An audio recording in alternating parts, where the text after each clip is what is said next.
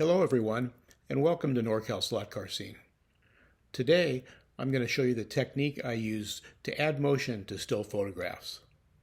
This technique does require an image editing program such as Photoshop or Photoshop Elements that has the capability of using layers, layer masks, and motion filters. To start with, go ahead and open Photoshop and find an image you want to work with. I'm going to use the Porsche 908 that I photographed at Red Hill Raceway. Once your image is up, go to your Layers palette. And we have our background layer already, and create a duplicate layer. And I'm going to name that Pan. This is the layer we're going to use to create the background pan. Create a second duplicate layer, and we're going to name that Wheels. This is the layer we're going to use to add the motion to the wheels. Once you've done that, deselect the top pan layer because we're going to work on the wheels layer first. Go ahead and select your lasso tool and select the front tire and the front wheel. Once you've selected that, go up to the filter area, go down to blur, and go down to radial blur. Once you've got that, the dialog pops up, and make sure you're on spin as opposed to zoom. 34 seems to work pretty good, so that's what I've selected. And now we put a spin on that tire. Deselect that, and then go back and do the same process on the rear tire. Use the lasso tool to select it, and then add the radial blur. Once that's done, deselect that, and go back and turn on the top pan layer.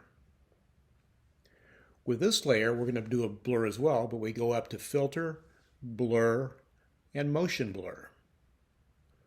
When that dialog box pops up, make sure that the direction is the same as the car, so that background pan is going to look normal, and then select a distance. You can see here it changes as you do it. I'm going to go about there, hit OK. Now we've got our background blur. The next step is to take that pan layer, pull it down, and add a layer mask. You can see here that the layer mask pops up. Once you have selected the layer mask, we're going to paint on that. So go over and select black if it's not already selected, and go up to our brush tool. Now paint over the car with black, and what happens with a layer mask, black will reveal what's underneath it, which is the sharp car. As you can see here, now the car is getting sharper. We're revealing the second layer, so the wheels are still spinning. As you're painting with black to reveal, you'll be able to see exactly what you revealed in the layer mask panel in that layer mask area. The last thing we're going to do is create a title. So go over to your text tool, click on that, and then click in the image, and that will create a separate layer for this title, and then just type your title in.